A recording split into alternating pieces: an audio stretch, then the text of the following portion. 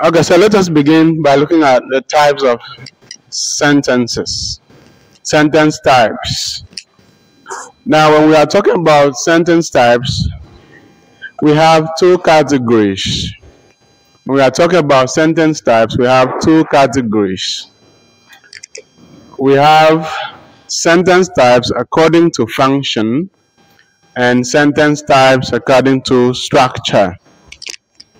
We have sentence types according to function, and we have sentence types according to structure.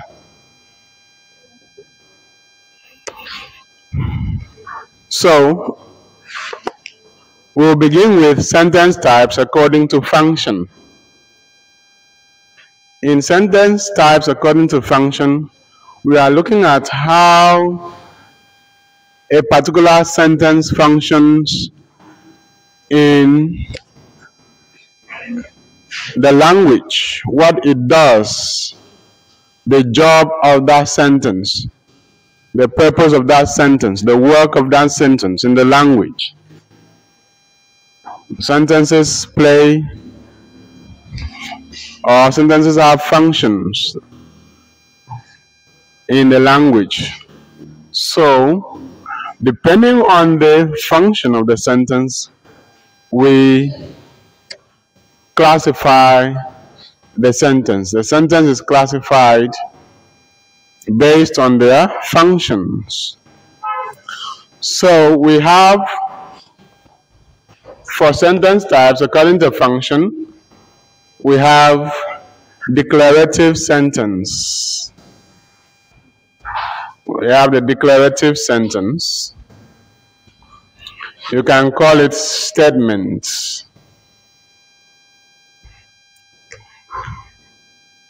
We have imperative sentence.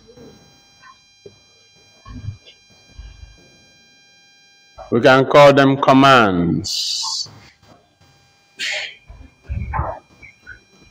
And then you have interrogative sentence.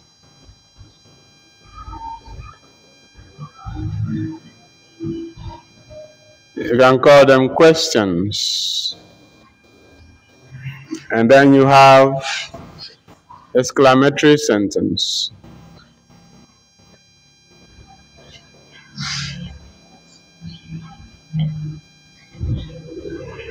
You can call them exclamations.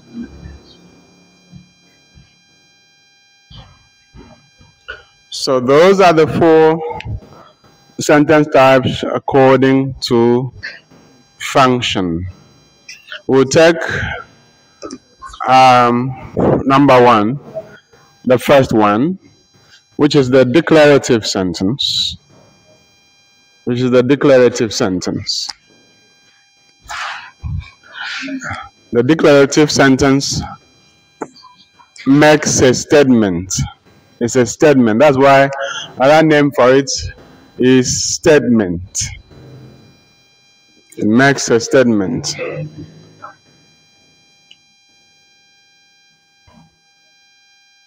For instance, if you say Manchester United won the match yesterday. Manchester United won the match yesterday. That is a declarative sentence. So write it down.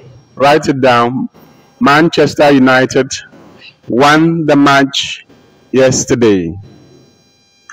That is a declarative sentence because it states what obtains. It makes a statement. It makes a statement. The sentence should begin with a capital letter and should end with a full stop. Should dot all your I's and cross all your T's. Make sure your sentence is correct.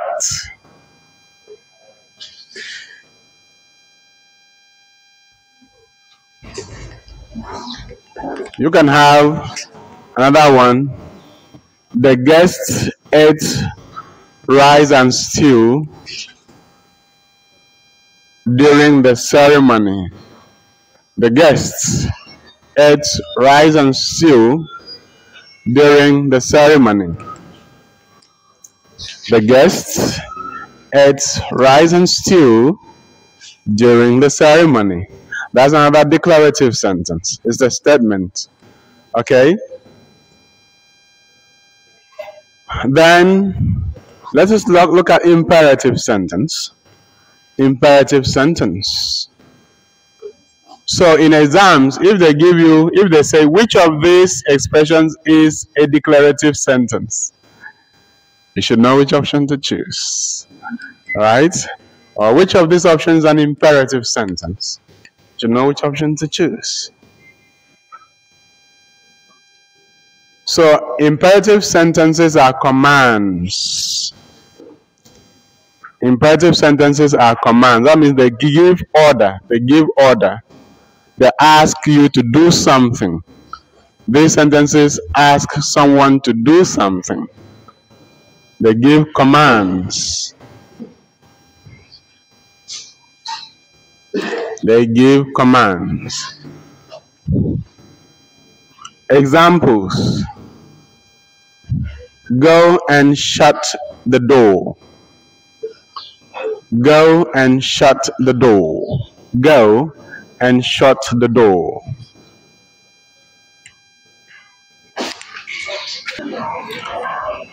So that sentence, go and shut the door, is a command, and that qualifies it as an imperative sentence.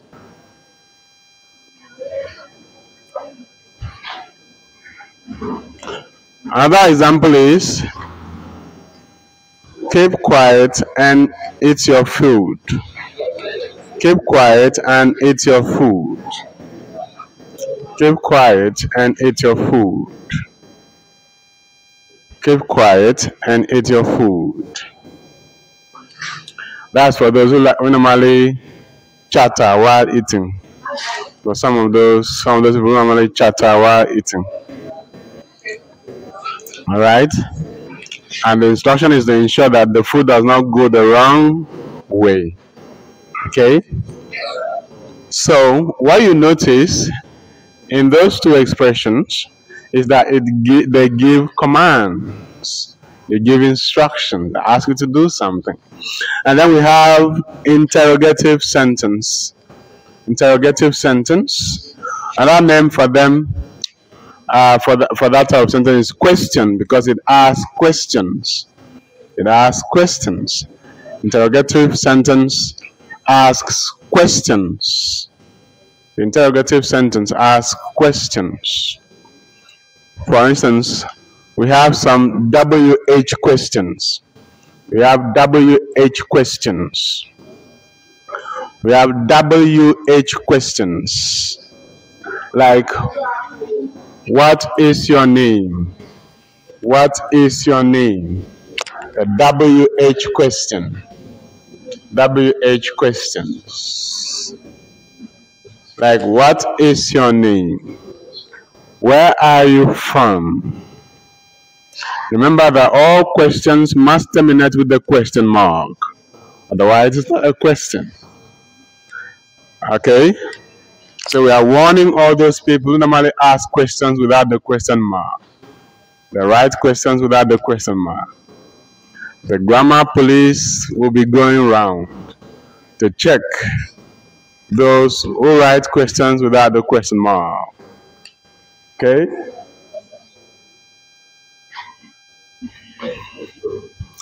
So what is your name? Where are you from? How do you do?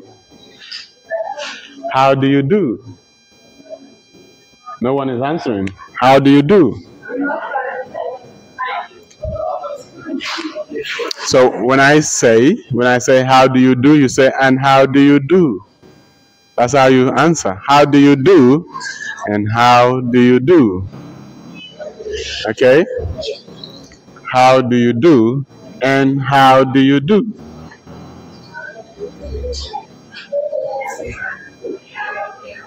That's how we were taught. That's the formal way of responding to how do you do. You say, and how do you do? Okay? But that's only for how do you do.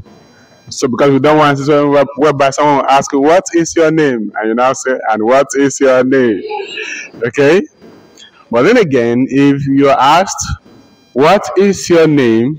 You should give your name in full in a formal setting, and your full name must include your surname. Without that, then you've not mentioned your name. Okay, so what is your name? My name is Friday, Monday, Tuesday, right?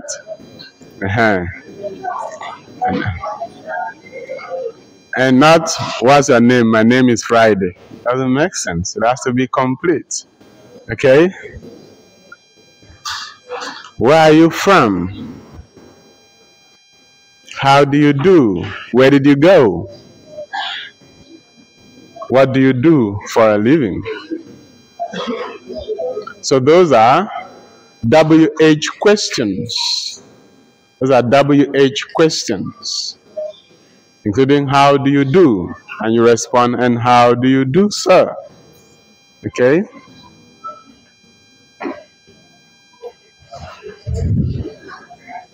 Then you have what we call polar questions. Everybody write down polar questions. Polar questions. You have the polar questions. You have the polar questions. The polar questions. The polar questions. If you don't call them polar questions, you call them yes/no questions. Call them what? Yes/no question.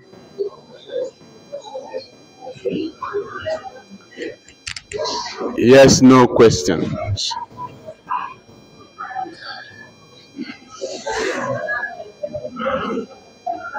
Polar questions are also called yes/no questions. Yes/no questions. Because these questions demand you to say either yes or no. These questions demand you to say either yes or no. Okay?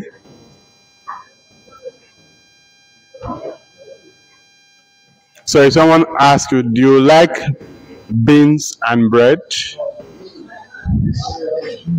Do you like beans and bread? Or do you like yam and egg sauce? You like yam and egg sauce? Okay?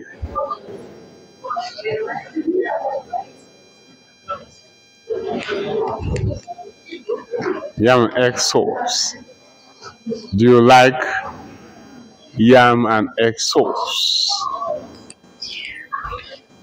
So the question demands that you should either say yes or no. That's a polar question.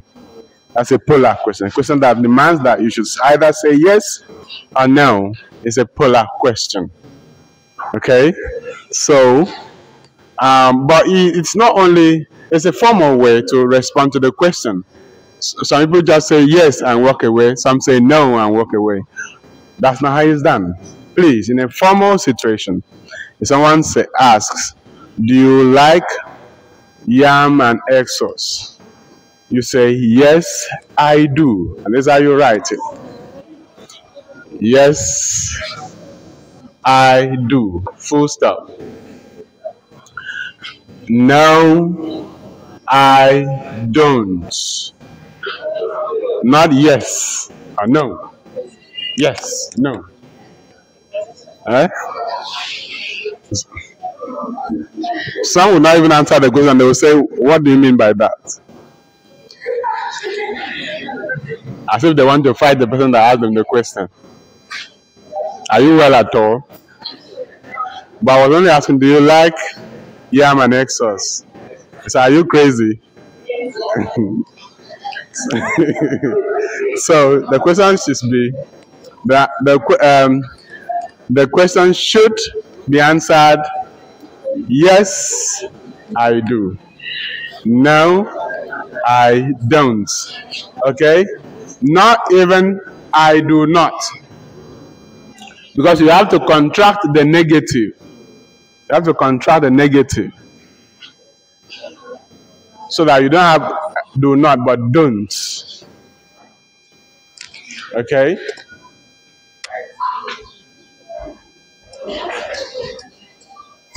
So that's how you do it.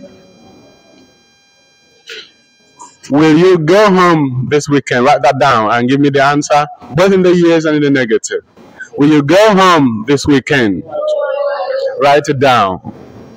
First of all, will you go home this weekend? Will you go home this weekend? Will you travel home this weekend? Will you travel home this weekend?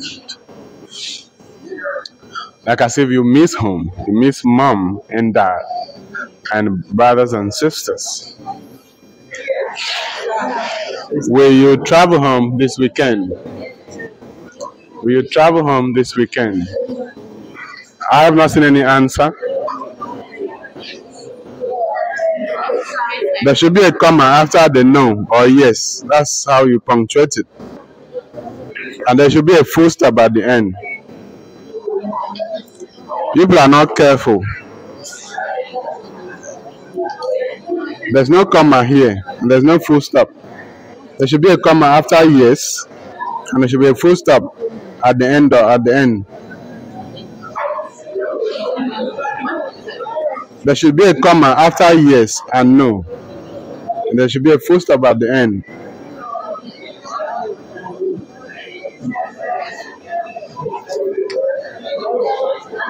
So which one is this?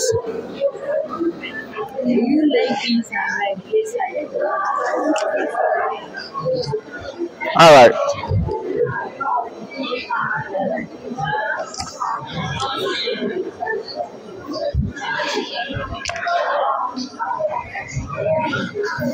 Yes, I will. No, I won't. Let's look at tag questions. Tag questions. Tag questions. Tag questions.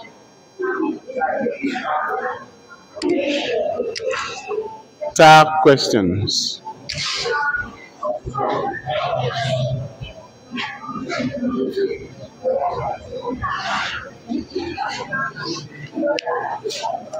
Tag question, TAG. There are questions that follow statements. Tag questions come after statements. Tag questions come after statements.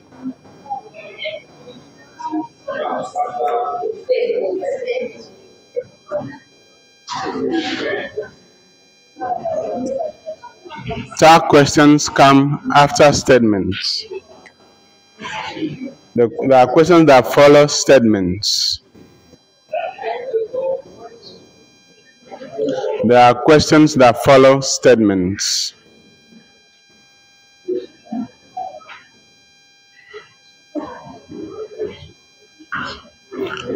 For instance, if we have the statement, he likes yam and egg sauce.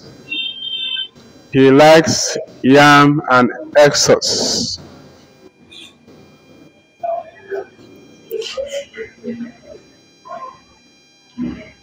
The tag question that comes after that is, doesn't he? Doesn't he?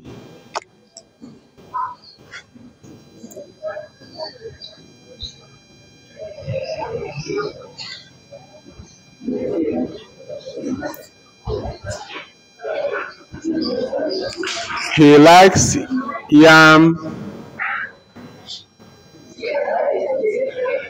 and egg sauce, doesn't he? So this question that comes after this statement is a tag question. It's a tag question.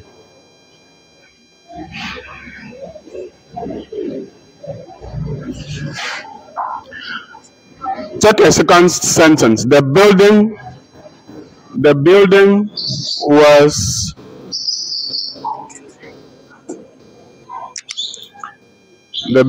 destroyed by the storm. Give me the tag for that. The building was destroyed by the storm. The building was destroyed by the storm.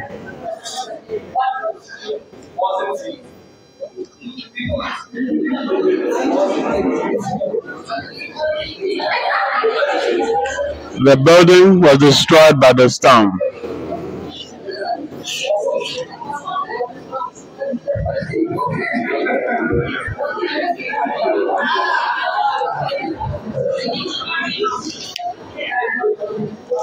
The building was destroyed by the storm.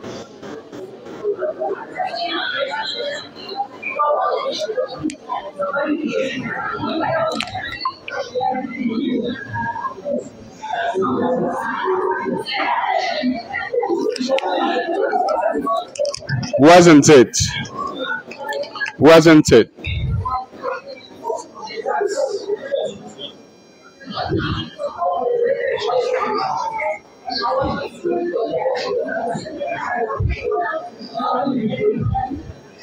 Take down the third one. Take down the third one. The president shall address the nation tonight. The president shall address the nation tonight. The president, write it down. The president shall address the nation tonight. The president shall address the nation tonight.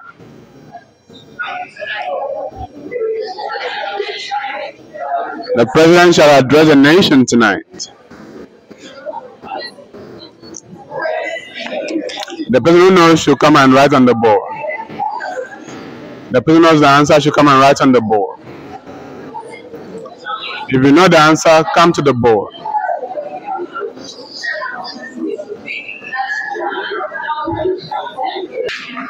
The contracted form of shall not is shan't. That's why the answer is shan't he. The president shall address the nation tonight. Shan't he?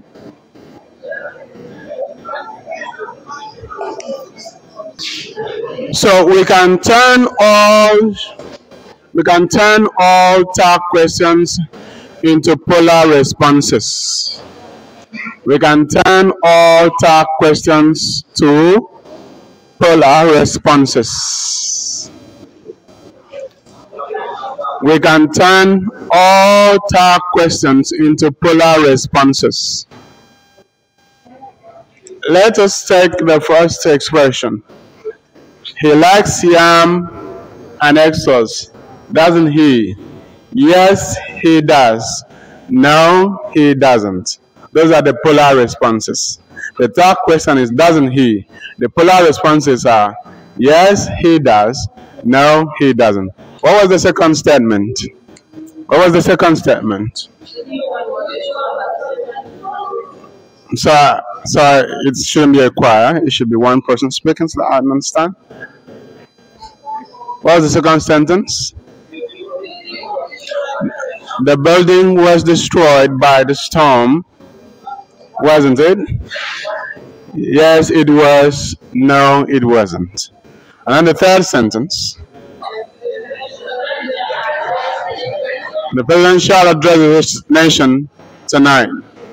Shan't he? So what will be the polar responses?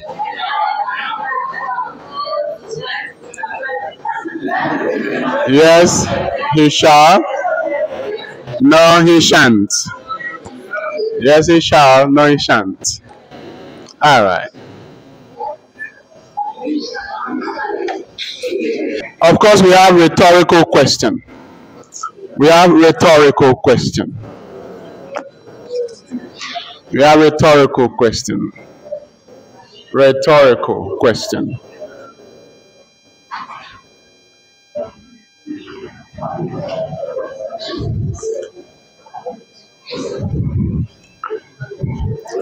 A rhetorical question is asked for its effect and not necessarily to elicit a response.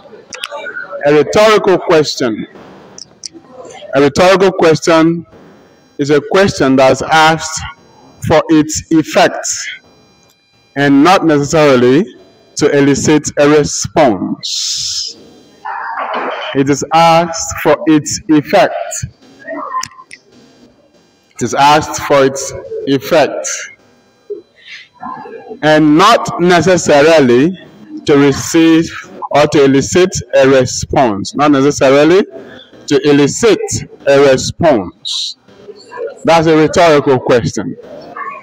To elicit. Okay, to put it in simple terms, a rhetorical question is a question that does not demand an answer.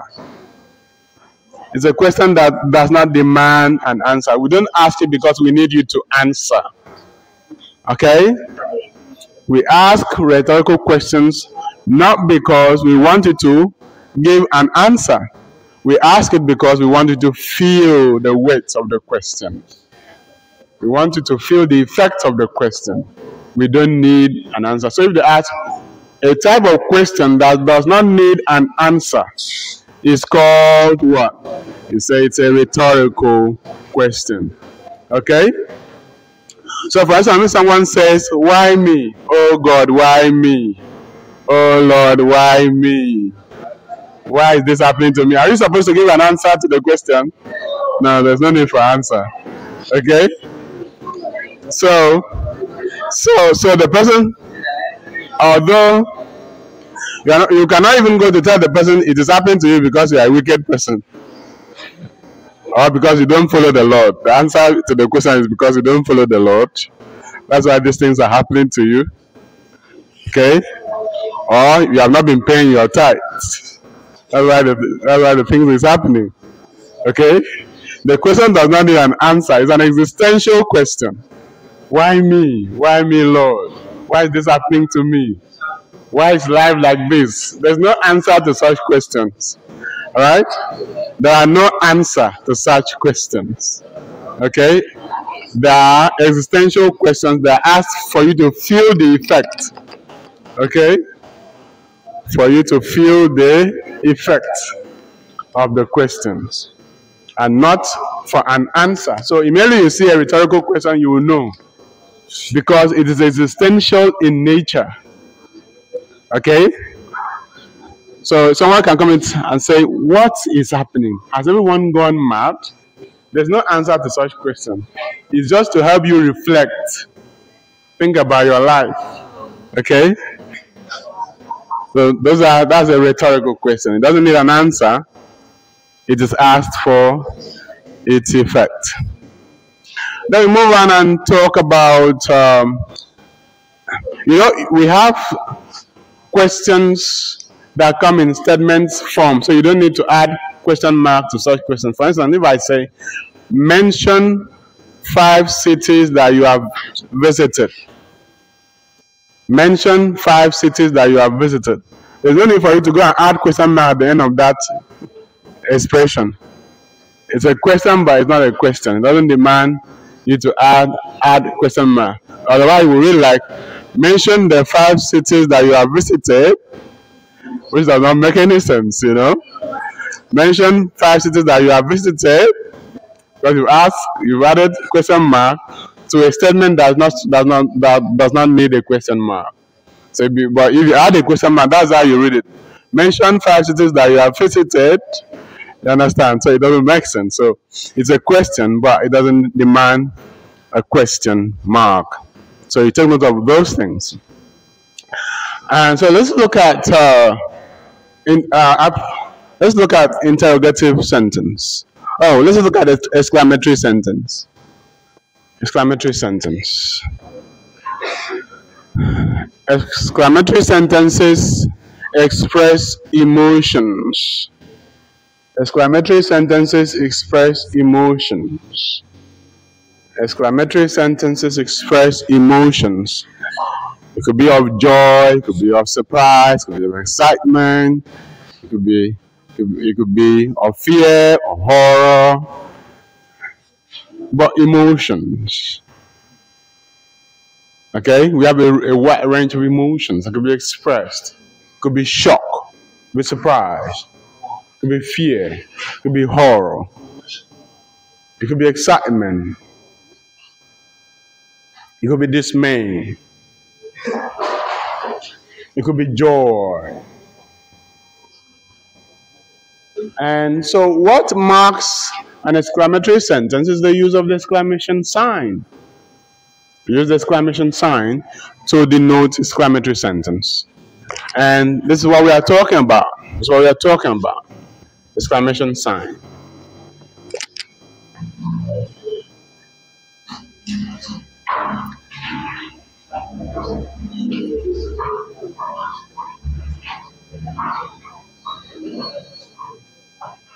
So,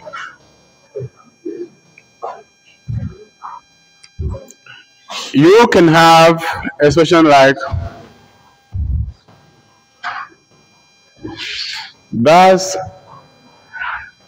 a goal. That's a goal by Ronaldo.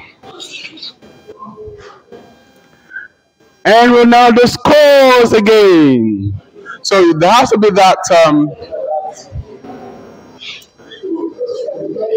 commentators use exclamations a lot. Okay, that's a goal, or it is a goal, and Ronaldo scores again. 3 unreplied goals tonight. Okay, so you could see that there's emotion built into that sentence, and it is marked by this exclamation sign.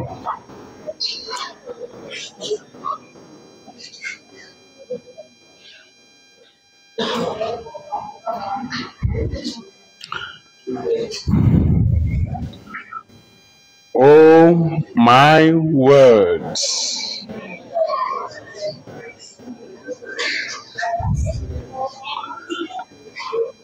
Oh my world.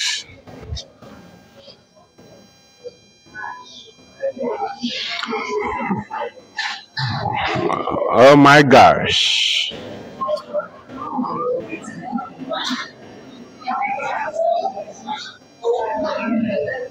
All right. We are not allowed to use, because it's like a swear word to say, oh my God, in a formal public speaking situation. You don't say that. Oh my God.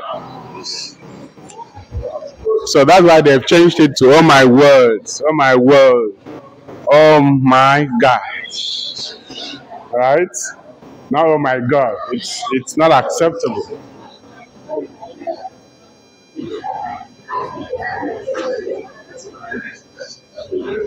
And you must use exclamatory sentences sparingly in your writing and in your speaking.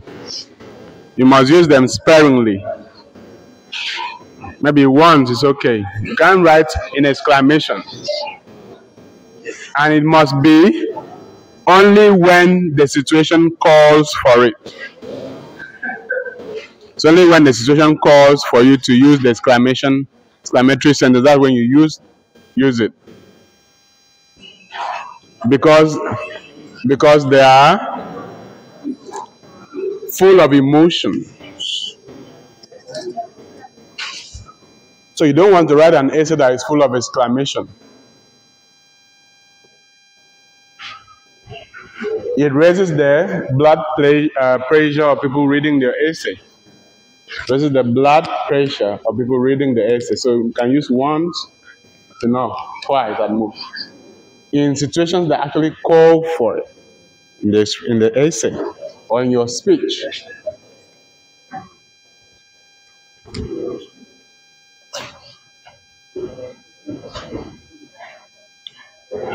Now let us move on to structurally determined sentence types.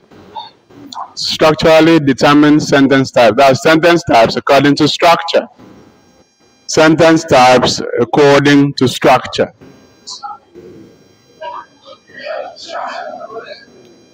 sentence types according to structure.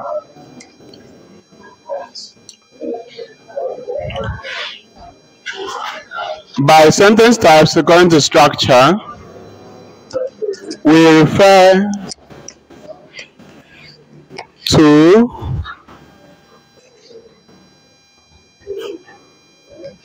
the fact that these sentences are determined by the number of dependent and independent clauses they have. Sentence types, according to structure, are determined by the number of dependent and independent clauses they have in them. Sentence types, according to structure, are determined by the number of dependent and independent clauses found in them.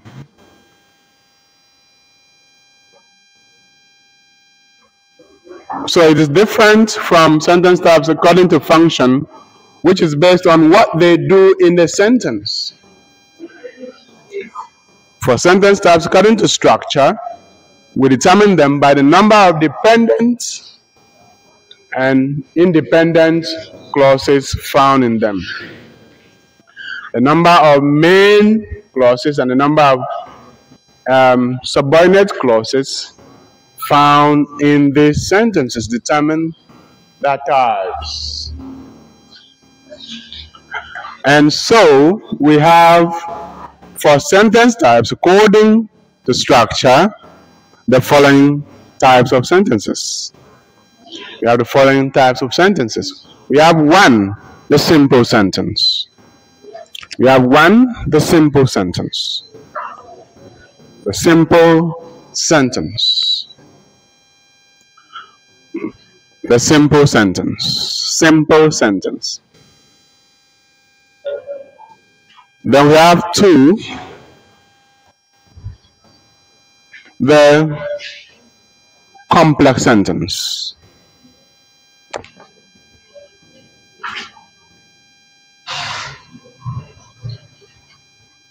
The simple sentence, the complex sentence.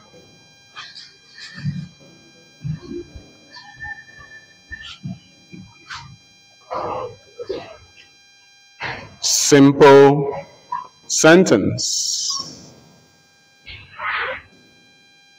Complex sentence. 3, you have compound sentence. 4, you have compound complex sentence. And then you have the multiple sentence. You have the multiple sentence.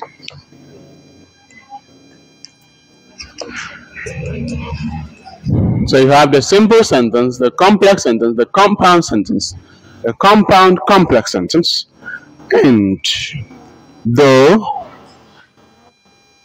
multiple sentence. So let's just take the first one, which is the simple sentence.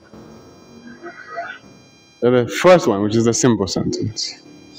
So the simple sentence has one main clause and no subordinate clause. The simple sentence has one main clause and no subordinate clause. Remember, we've said that in structurally determined sentences, we classify them based on the number of main clauses and dependent clauses that they have. The number of main clauses and dependent clauses that they have, or the number of dependent clauses and main clauses that they have, or the number of dependent clauses and independent clauses that they have. So for simple sentence, it has one main clause and no subordinate clause. That's a simple sentence.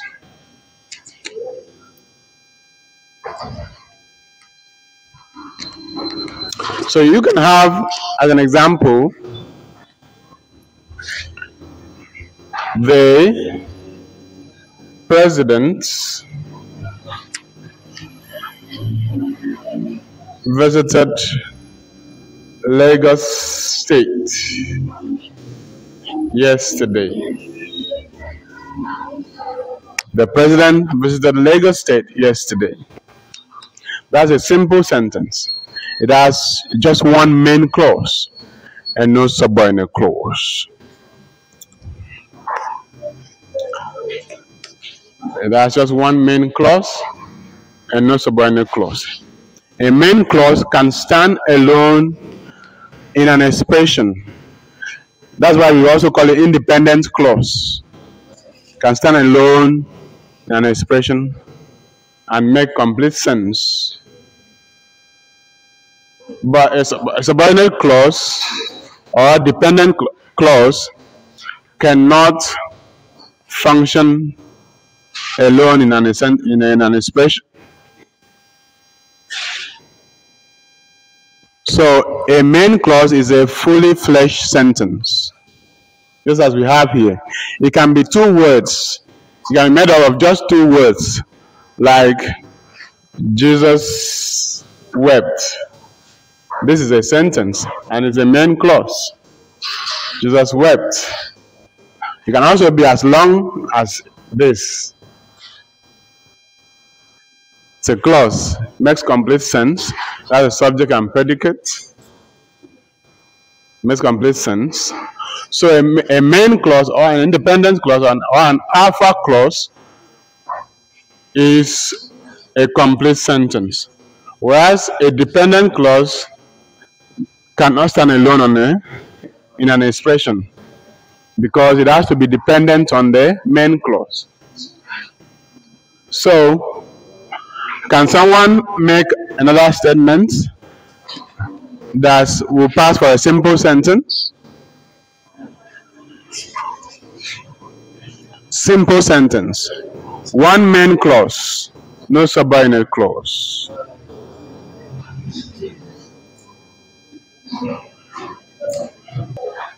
Let us move on to complex sentence. Complex sentence. Complex sentence. A complex sentence has one main clause and one subordinate clause. A complex sentence has one main clause and one subordinate clause. A complex sentence is made up of one main clause and one subordinate clause. One main clause and one subordinate clause. Example.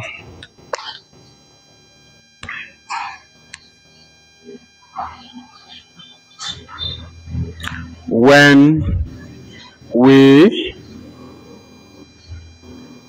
returned from the meeting,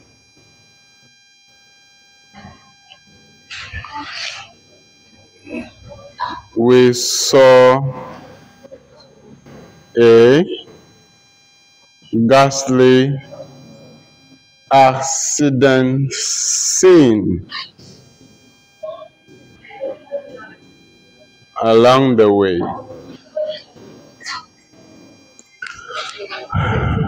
When we returned from the meeting, we saw a ghastly accident scene along the way. Full stop.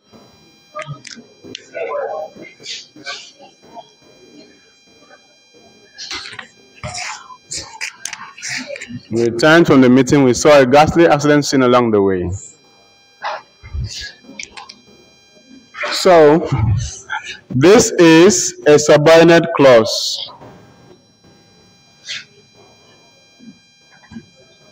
We saw a ghastly accident along the way is a main clause.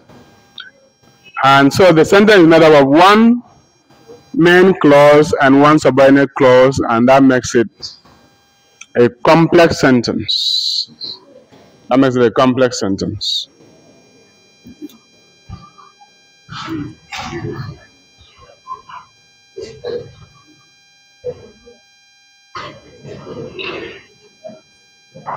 So you can have another example.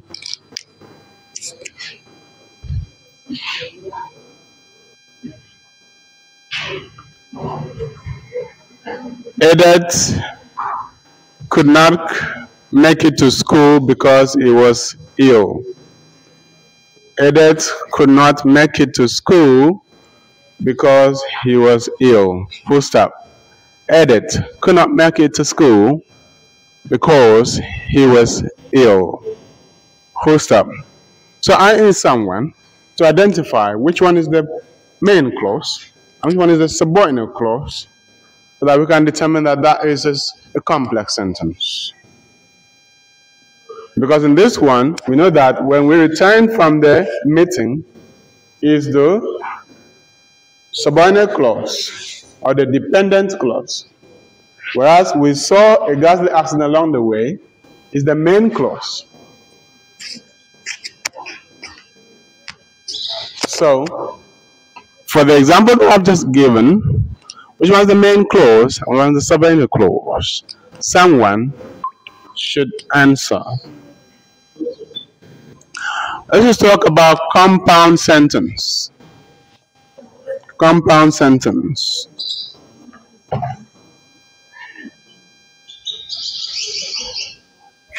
Compound sentence. A compound sentence is made up of two main clauses and no subordinate clause. A compound sentence made up of two main clauses with no subordinate clause. A compound sentence is made up of two main clauses and no subordinate clause. Now, it should be noted that compound sentences are usually joined together with coordinating conjunctions, or what you call coordinators. They're usually joined together with what? Coordinating conjunctions. Coordinating conjunctions. Or we can call them coordinators. We call them coordinators. Coordinators.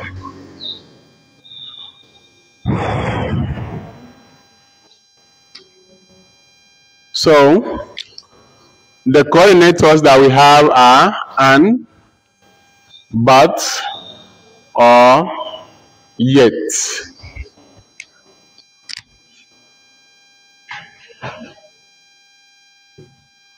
So you can have the sentence, Peter swept the floor and Mary washed the plates. Peter swept the floor and Mary washed the plates. That is a compound sentence. Two main clauses conjoined with or by a coordinating conjunction and. Peter swept the floor and Mary washed the plates. 2. I went to his office, but I could not find him. I went to his office, but I did not find him. I went to his office, but I did not find him. So in that expression, we have two main clauses conjoined by the coordinator but.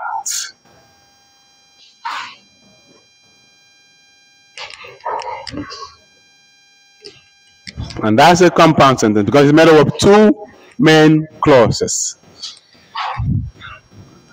Now let's just move on to compound complex sentence. The compound complex sentence. The compound complex sentence. The compound complex sentence.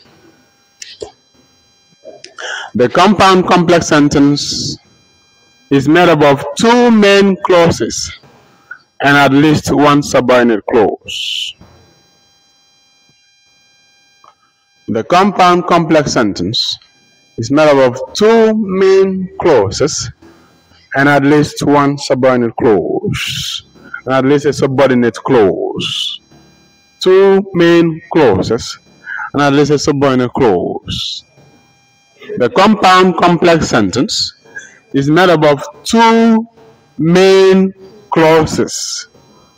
Two main clauses and at least one subordinate clause.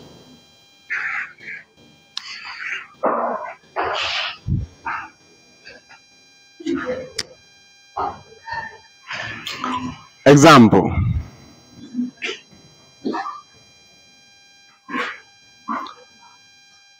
Edith swept the floor, Peter swept the floor, and Mary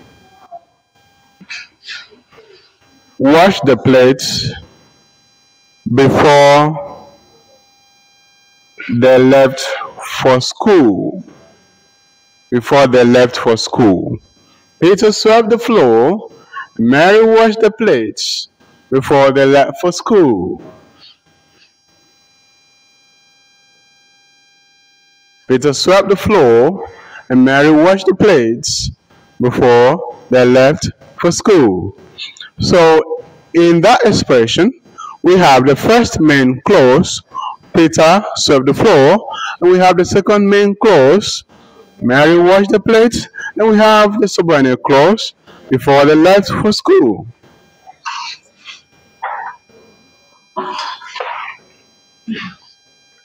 And you can see that we transform the sentence from when it was just a compound sentence to now when it is a compound complex sentence because we added a subordinate clause to it.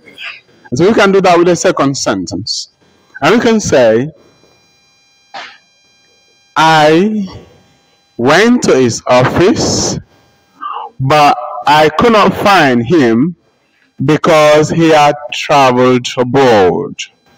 I went to his office, but I cannot find him because he had traveled abroad.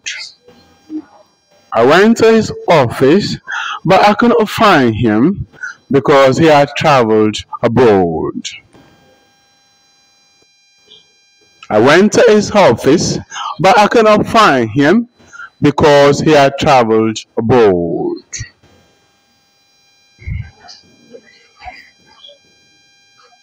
Okay, so if you got that, then we can move on to the last one, which is multiple sentence. Multiple sentence. Multiple sentence.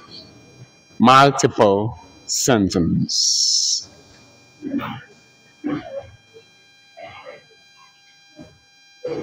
Multiple sentence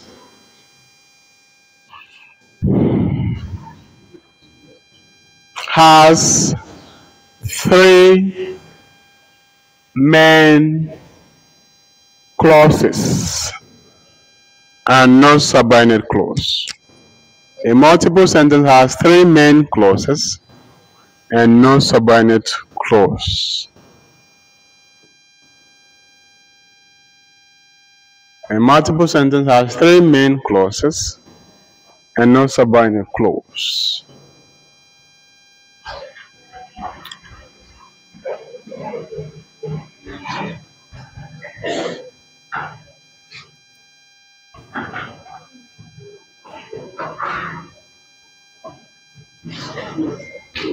Okay, so Peter washed the plate, Mary swept the floor, and Edith cleared the yard. Peter washed the plates, Mary swept the floor, and Edith cleared the yard. They cleared the yard.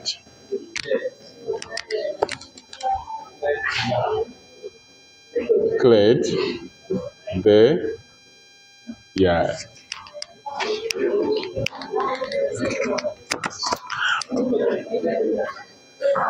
Peter washed the plates, Mary swept the floor, and Edith cleared the yard.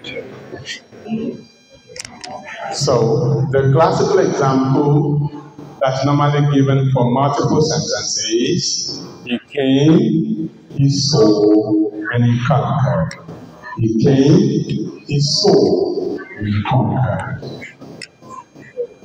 And the expression has three main clauses, and you also open the rules. The first clause, the first main clause is he came. The second, he saw. And the third, he conquered. Right.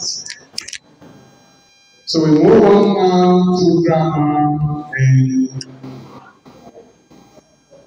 usages. We want to start by talking about tense. We start by talking about tense.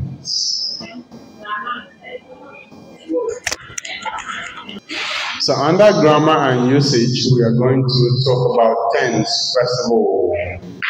Tense. In English, tense means time. In English, tense means time.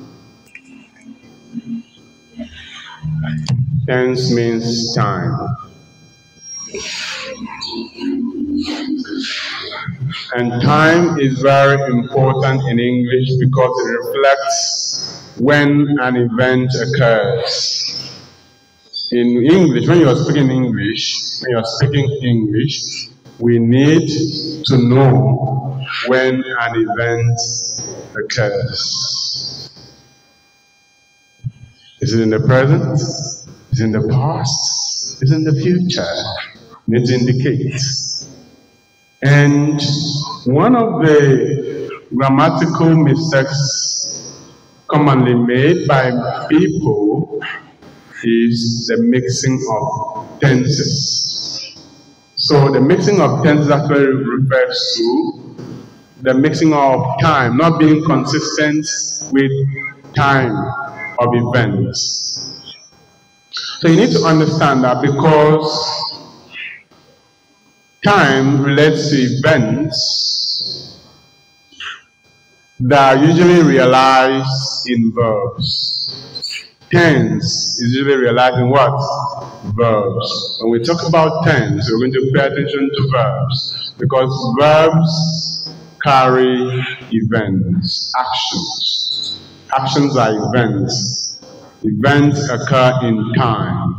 So that is why verbs usually inflect for time. Verbs usually inflect for time. If you take any verb at all, maybe weep, maybe cry, maybe laugh, maybe shout, you'll see that they all inflect for time. They all inflect for time.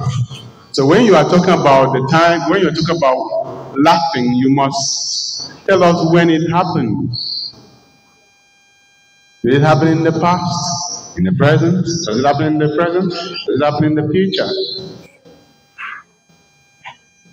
So that is why you need to learn to use the correct form of verb as suiting the time of the occurrence of the event.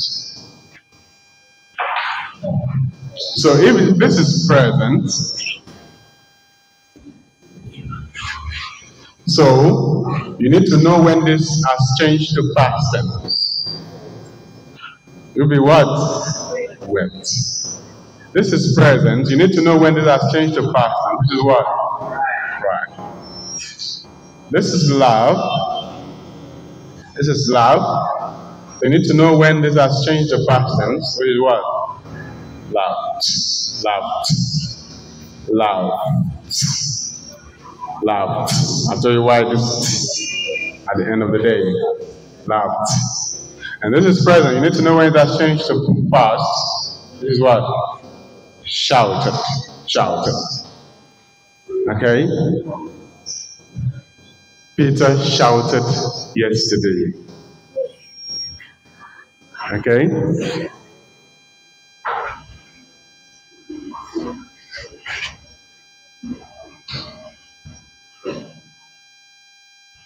So, let us begin by looking at the types of tenses that we have.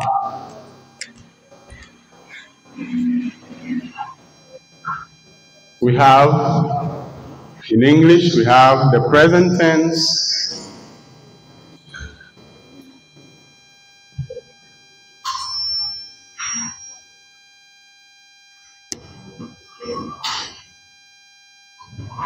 we have the past tense, and we have the future tense. In English, we have the present tense, we have the past tense, and we have the future tense.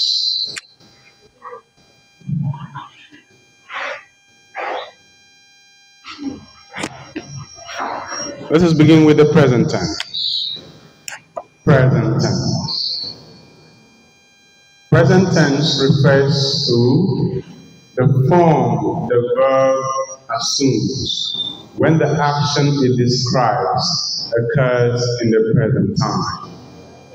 Present tense refers to the form the verb assumes when the action it describes occurs in the present time. Present tense refers to the form the verb assumes when the action it describes occurs in the present time.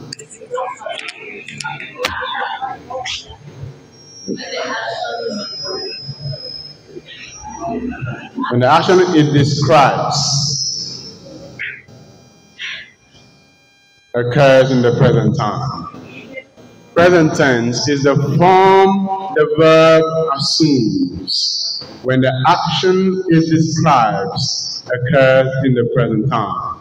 Everybody, can you say that? Let's say that together. Present tense is what? The form the verb assumes when the action it describes occurs in the present time. Let's take that again. Present tense is the form the verb assumes when the action it describes occurs in the present time. Good. So, we have forms of present tense. We have forms of present tense. We have forms of present tense. We have simple present. We have simple present. Simple present. Simple present tense. You can call it simple present. Simple present tense. You can call it simple present.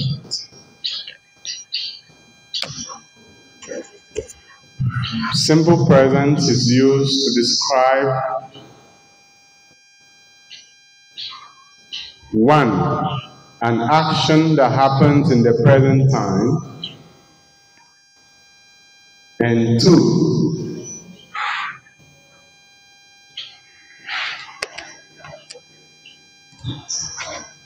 an action or a fact, an action that is always true or a scientific fact, an action that occurs regularly, a fact or a scientific fact.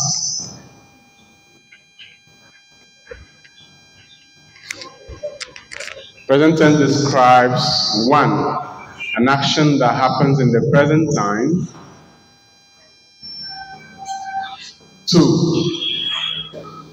an action that is always true. An event that happens regularly, often. And a scientific fact.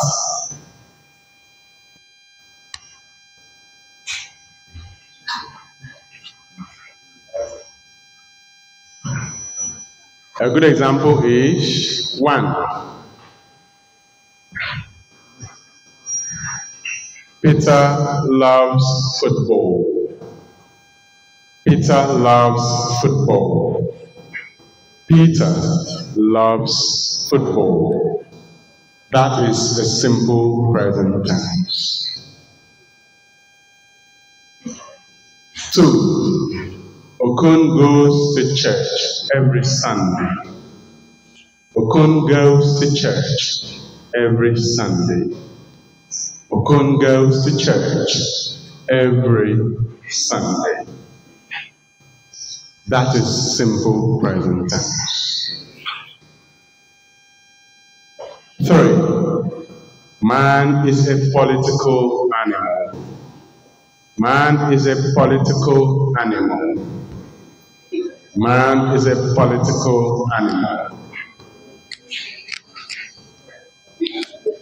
Man is a political animal.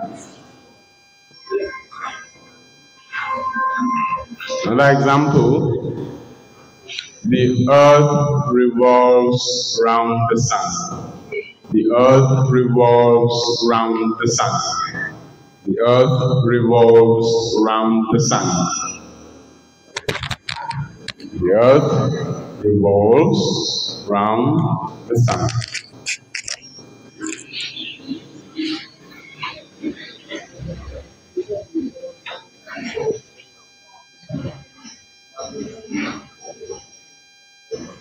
The next example.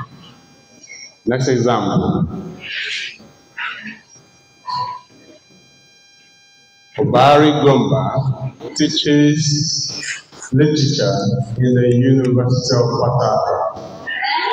Obari Gomba teaches English literature in the University of Port Harcourt.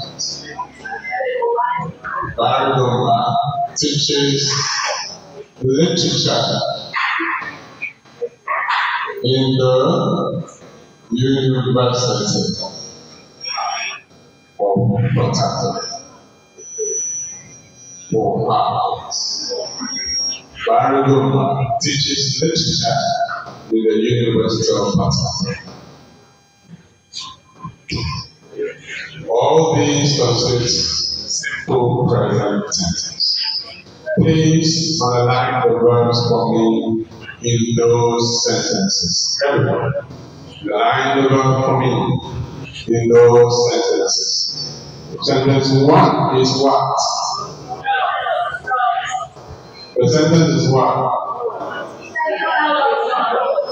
Peter loves football. And what is the verb? Underline, because that's where the tense is, rather than the simple present tense is.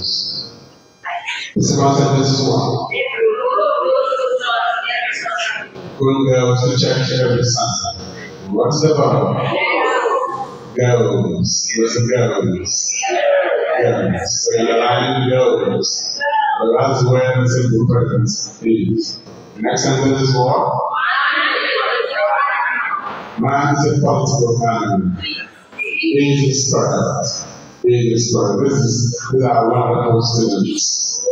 Great students. What's the next sentence? The earth revolves around the sun. What is the verb? Revolves. Right. That's simple present. Reflected by the verb. What's the next sentence?